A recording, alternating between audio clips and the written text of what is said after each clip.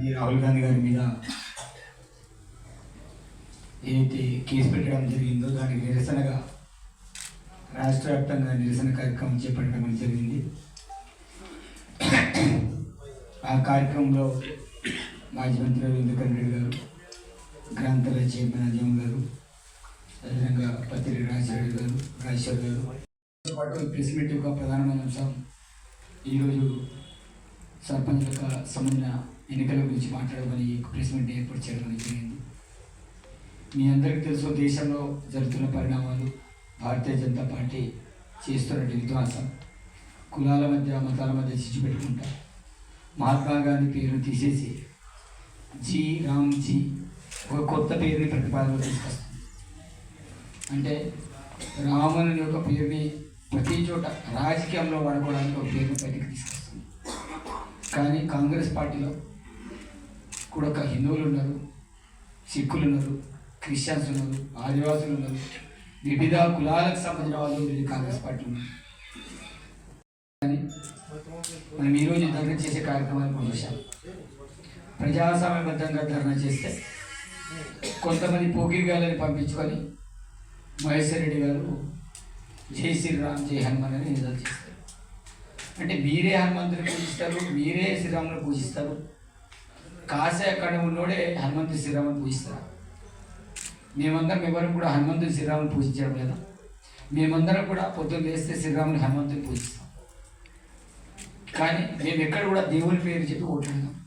కానీ మీరు ఏ నినాదం మాట్లాడినా ఎక్కడికి వెళ్ళినా జై హనుమాన్ జై శ్రీరామ్ పేరు మీద దేవుళ్ళ రోడ్డు మీద తీసుకొచ్చేసి ఏదైనా వాళ్ళు మామూలు ప్రెస్ మీట్ పెట్టినా జై హనుమాన్ జై శ్రీరామ్ అంటారు.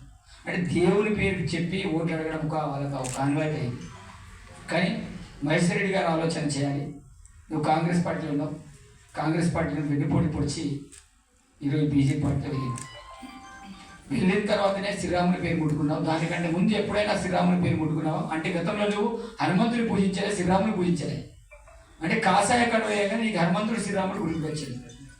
అంటే ఈ రకంగా రాజకీయం చేయడం అనేది అది మంచిది కాదు. ప్రజాసంబద్ధంగా రాజకీయం ఈరోజు మేము ధర్నా చేస్తే, ఒక సాంఘిక వారం ధర్నా చేస్తే మార్నింగ్ మా వాళ్ళు పోయి అక్కడ టెంట్ వేద్దామంటే కూడా వాళ్ళందరూ వచ్చి కూడా అడ్డుకోవడం. సరే అనుకుని సరే అక్కడ వచ్చి ధర్నా చేద్దామంటే వాళ్ళందరినీ పంపించాం. అంటే మేమే ఇంకా ఓపికతోటి ఉన్నాం, వాళ్ళేమో గొడవ చేయడానికి ప్రయత్నం చేస్తాం. ఇది ఎన్ని రోజులు చేయగలుగుతారు? మహా అంటే ఇంకా కొన్ని రోజులు చేయగలుగుతారు. కానీ ఇప్పుడు మా వాళ్ళందరూ కూడా సర్పంచ్లు ఎంపికలు అయినాయి. రేపు రోజు ఎంపీటీసీలు వస్తారు, జిల్లా పరిషత్ చైర్మన్ అవుతారు, అదేవిధంగా ఇక్కడ మా కౌన్సిలర్ ఏర్పడతారు. దాని తర్వాత మీరు ఏం చేస్తామో చూద్దాం. ఇంకా ముందుంది ముసలి పండుగ. ఇంకా ఏం కాదు, నువ్వు మా ఇంద్రకరణ్ రెడ్డి గారు చెప్పినట్టు ఇంతకుముందు వీక్లీ ఎమ్మెల్యే, ఇప్పుడు నెలకు ఒకసారి ఎమ్మెల్యే. ఇక మేము అన్ని ఎన్నికలు అయిన తర్వాత ఒక క్వార్టర్లీ ఎమ్మెల్యే అయిపోతావు, 3 నెలలకు ఒకసారి ఎమ్మెల్యే అయిపోతావు. కాబట్టి నువ్వు ఈ చిల్లర రాజకీయాలు చేసేదానికంటే హుందతనంగా ఉండడం నేర్చుకుంటే మంచిది. ఇక్కడ వచ్చే అభివృద్ధి విషయంలో మీరందరూ ఉంటే ఈ యొక్క నిర్మల్ నియోజకవర్గానికి ఏం చేశారు మీరు సమాధానం చెప్పాలి. ఏం తీసుకొచ్చారు కేంద్రం నుంచి, ఎన్ని నిధులు తీసుకొచ్చారు, ఏం చేశారు? ఇక్కడ కూడా ఏం లేదు. అంటే భయభ్రాంతులు గురి చేస్తావు, లేకపోతే ఎస్సీల మీద దాడులు చేయిస్తావు, మైనార్టీల మీద దాడులు చేయిస్తావు, ఆదివాసుల మీద దాడులు చేయిస్తావు. అంటే ఇదేనా? అంటే బీజేపీ కండవ అయ్యగానే ఇవన్నీ కూడా దాడులు చేయడమా? హిందువుల మధ్య కులం, అదేవిధంగా ముస్లింల మధ్య గొడవలు సృష్టి మీ యొక్క భారతీయ జనతా పార్టీ ఎజెండానా? కాదు కదా. ఈరోజు అవన్నీ కూడా తెలుసుకోవాలి. అదేవిధంగా మొన్న ప్రెస్ మీట్ పెడుతూ నియోజకవర్గంలో ఇంద్రకరణ్ రెడ్డి చాలా స్పష్టంగా చెప్పడం జరిగింది. 71 మేము గెలిచినాం, మిగతాది 47 బీజేపీ, మిగతా 2 బీఆర్ఎస్, అదేవిధంగా 8 ఇండిపెండెంట్. 128 సంఖ్య ఎంత కూడా తెలియదు. ఈరోజు మా దగ్గర ఇంద్రకరణ్ రెడ్డి గారు చాలా స్పష్టంగా లిస్ట్తో సహా మా దగ్గర రావడం అనేది జరిగింది. నీకు ఎవరు సర్పంచ్ గెలిచింది తెలియదు, ఎవరెక్కడ ఉంటాడో తెలియదు. కాబట్టి ఇవన్నీ కాకుండా ముఖ్యంగా నిర్మల్ జిల్లా ప్రజలందరూ కూడా 2 చేతులెత్తి దండం పెడుతున్నారు. నిజంగా చాలా అద్భుతమైన తీర్పుని ఇవ్వడం అనేది జరిగింది. నియోజకవర్గం వాడిగా చెప్తే నా నియోజకవర్గంలో కేవలం 4 మండలాల గురించి చెప్తా. 4 మండలాల్లో 68 మంది కాంగ్రెస్ మంది, 91లో 68 కాంగ్రెస్, బీఆర్ఎస్ ఒక 14 మంది, బీజేపీ 5 మంది, అదేవిధంగా ఇండిపెండెంట్ 4. ఇండిపెండెంట్ కూడా మా వాళ్ళే, కాబట్టి వాళ్ళు కూడా వస్తారు. కాబట్టి మా సంఖ్య ఇంకా పెరిగిపోతుంది. అక్కడ కేవలం బీజేపీ వాళ్ళు 5 మంది మాత్రమే. అదేవిధంగా నిర్మల్ కాన్స్టిట్యూన్సీలో ఇంద్రకరణ్ రెడ్డి చెప్పినట్టు మన కాంగ్రెస్ నుంచి 71, 47 బీజేపీ, అదేవిధంగా 2 బీఆర్ఎస్, 8 ఇండిపెండెంట్. దాంతోపాటు ముదోల్ నియోజకవర్గంలో కాంగ్రెస్ సంబంధించిన వాళ్ళు మొత్తము 174 కాంగ్రెస్ సంబంధించిన వాళ్ళు 85 నుంచి 90 మంది కాంగ్రెస్ సంబంధించిన వాళ్ళు అక్కడ గెలవడం అనేది జరిగింది. అది ఇంకా పూర్తి స్థాయి సమాచారం లేదు, జస్ట్ అప్సార్ మాత్రం కొంత అంచనా ప్రకారం చెప్తారంటే వాళ్ళంతా కూడా టైప్ చేస్తాం. ఎందుకంటే ఎన్నికల్లో రాత్రి కొంత ఆలస్యం కావడం వల్ల కరెక్ట్ సంఖ్య కాదు, మిగతా మేము చెప్పేది కరెక్ట్ సంఖ్య. ఒక ముదోల్కి సంబంధించి మనకు కొంత రిపోర్ట్ వచ్చేది ఉంది. బీఆర్ఎస్ సంబంధించిన 3 నుంచి 4 సీట్లు మాత్రమే వచ్చినాయి. అదేవిధంగా బీజేపీ మిగతా 65 నుంచి 70 వరకు బీజేపీకి వచ్చినాయి. అంటే అక్కడ కూడా మొత్తం కాంగ్రెస్ విజయం సాధించడం జరిగింది. ఇంత స్పష్టమైన విజయం. ఇదే కాకుండా మన రాష్ట్ర వ్యాప్తంగా చూసినాం స్పష్టమైన 7,000 కంటే పైచి, దాంట్లో చాలా స్పష్టంగా మనకు ఈరోజు పేపర్లో మనం చూడమని జరిగింది. ఇంత మనకు వచ్చిందనేది ఇంత స్పష్టంగా రావడం చూసి ఈరోజు మహేశ్వర్ రెడ్డి బీజేపీ లీడర్గా రాష్ట్రానికి ఒక బీజేపీ పార్టీకి అపోజిషన్ లీడర్ ఉండి మరి హాస్యాస్పదమైన మాటలు మాట్లాడడం, ఏదో ప్రజల్ని మొదలుపెట్టడం. అంటే రేపు లోకల్ బాడీలో అందరూ కూడా నా వైపు రావాలి, బీజేపీ ఇక్కడ గెలుస్తుంది, బీజేపీనే పెద్దదైనట్టు ప్రచారాన్ని తీసుకొస్తుంది. కాబట్టి ఇవన్నీ కూడా అవాస్తవాలు, వారు బీజేపీ పార్టీ చేసేటి. కాబట్టి నిర్మల్ జిల్లా ప్రజలందరూ కూడా ప్రత్యేకమైన ధన్యవాదాలు చేస్తూ మంచి తీర్పుని ఇవ్వడం అనేది జరిగింది. రేపు ఎంపీటీసీలు, జడ్పీటీసీలు, అదేవిధంగా మున్సిపాలిటీకి సంబంధించిన ఎన్నికలు కూడా రాబోతున్నాయి. అందుకు కూడా ప్రతి ఒక్కరు కూడా కాంగ్రెస్ పార్టీ బలపరిచిన అభ్యర్థులందరూ కూడా ఓట్లేయండి, అదేవిధంగా కౌన్సిలర్ని గెలిపియండి. జిల్లా పరిషత్ కూడా మళ్ళా గట్టపదంగా చెప్పదలుచుకున్నాను. నిర్మల్ నియోజకవర్గం కాకుండా ఖానాపూర్ కావచ్చు, అదేవిధంగా ముదోల్ కావచ్చు, అన్ని స్థానాల్లో 100% ప్రతి ఒక్క స్థానంలో కూడా కాంగ్రెస్ పార్టీ విజయం సాధించబోతుంది. జిల్లా పరిషత్ చైర్మన్ కూడా చేయబోతున్నాం. అదేవిధంగా మా దగ్గర ఇక్కడ ఇంద్రకరణ్ రెడ్డి గారు కావచ్చు, శ్రీహరావు గారు కావచ్చు, అదేవిధంగా అక్కడ ముదోల్లో నారాయణ పటేల్ గారు కావచ్చు, అదేవిధంగా విఠల్ రెడ్డి గారు కావచ్చు. కొన్ని వర్గాలని చాలామంది బయట మాట్లాడతారు, కానీ మాలో ఎలాంటి వర్గాలు లేవు. చాలా స్పష్టంగా చెప్పదలుచుకున్న కాంగ్రెస్ పార్టీ ప్రక్షాళన దిశగా ముందుకెళ్తుంది. ఈ యొక్క వర్గాలను కూడా భూస్థాపితం చేస్తాం. ఈరోజు ఫ్రంటల్ ఆర్గనైజేషన్ కూడా చాలా మంది ఈరోజు అన్యాక్టివ్గా ఉంటే వాళ్ళందరూ కూడా పర్ఫెక్ట్గా ఆర్గనైజేషన్ సెటప్ చేయబోతున్నాం. కాబట్టి నేను ఇంకా జిల్లా స్థాయికి సమావేశాన్ని ఇంకా ఏర్పాటు చేయలేదు, మండల స్థాయికి సంబంధించిన సమావేశాలు ఏర్పాటు చేయలేదు. అదేవిధంగా నూతనంగా ఏర్పాటైన సర్పంచ్ల కోసం ఒక సన్మాన కార్యక్రమం కూడా ఏర్పాటు చేయబోతున్నాం. కాంగ్రెస్ పార్టీకి సంబంధించి ఇప్పటివరకు నేను సమావేశాన్ని ఏర్పాటు చేయలేదు. కాబట్టి ఆ యొక్క సమావేశాన్ని కూడా గౌరవ మంత్రి గారిని కూడా పిలిపించుకొని ఆ సమావేశాన్ని కూడా ఏర్పాటు చేయబోతున్నాం.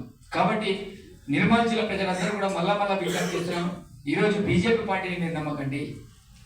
వారందరూ కూడా కులాల మధ్య, మతాల మధ్య చిచ్చు పెట్టి మరి మన మధ్య వైషమ్యం సృష్టించే ప్రయత్నం చేస్తున్నారు.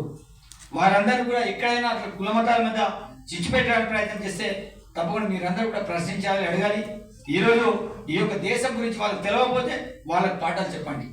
ఈ దేశంలో ఎన్ని సంస్కృతులు ఉన్నాయి, ఎన్ని మతాలు ఉన్నాయి, ఎన్ని కులాలు ఉన్నాయని ఈరోజు భారతీయ జనతా పార్టీ వారికి తెలియజేసిన అవసరం కూడా మన మీద ఉంది.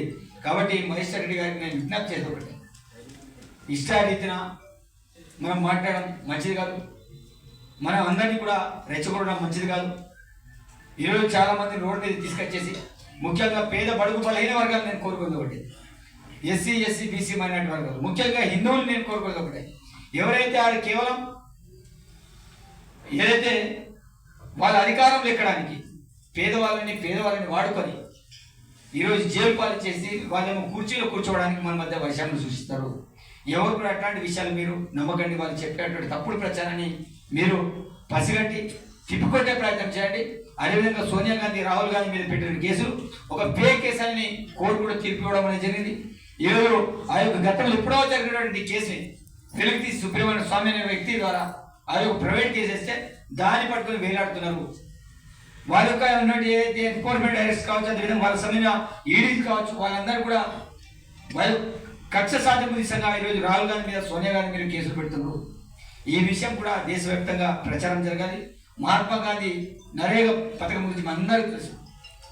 ఆ యొక్క పథకాన్ని నిర్వీర్యం చేస్తూ 100 రోజుల పని 25 రోజులు పెంచడంలో తప్పు లేదు, అభినందిస్తున్నాం. దాంతోపాటు ఇంకో మాట ఏం చెప్పాడు, రాష్ట్రం నుంచి 40% నిధులట, కేంద్రం నుంచి 60% నిధులట. అంటే పూర్తి స్థాయిలో బంద్ చేస్తామంటే చెప్తే అయిపోతుంది కదా. ఈ యొక్క కపట నాటకాలు పేదలు కడుపుకుంటే ప్రయత్నాన్ని చేయడం అనేది మంచిది కాదు.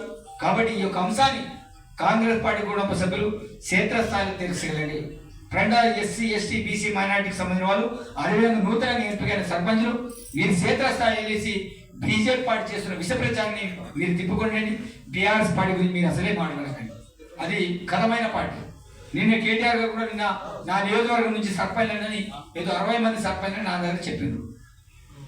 నా నియోజకవర్గంలో 196 గ్రామ పంచాయతీలు ఉంటే దాంట్లో 147 మంది నాకు సంబంధించిన సర్పంచ్లు గెలవడం అనేది జరిగింది. బీజేపీకి సంబంధించిన సర్పంచ్ 30 మంది మాత్రమే.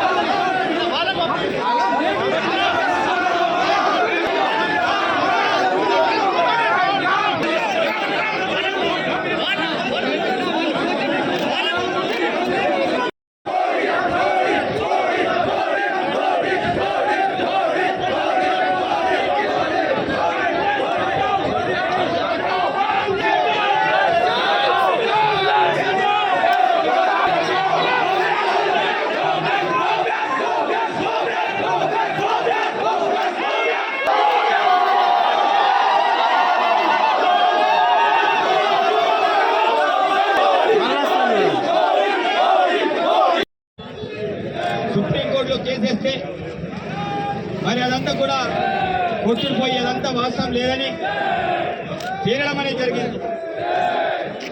మోదీకి భయమైన ఇచ్చినప్పుడు అని కొట్టి పారేయడం జరిగింది. కాబట్టి సోదరుని కోరుకునేది ఒకటే, ఈరోజు ప్రజాస్వామ్యబద్ధంగా నిరసన తెలుపుతామంటే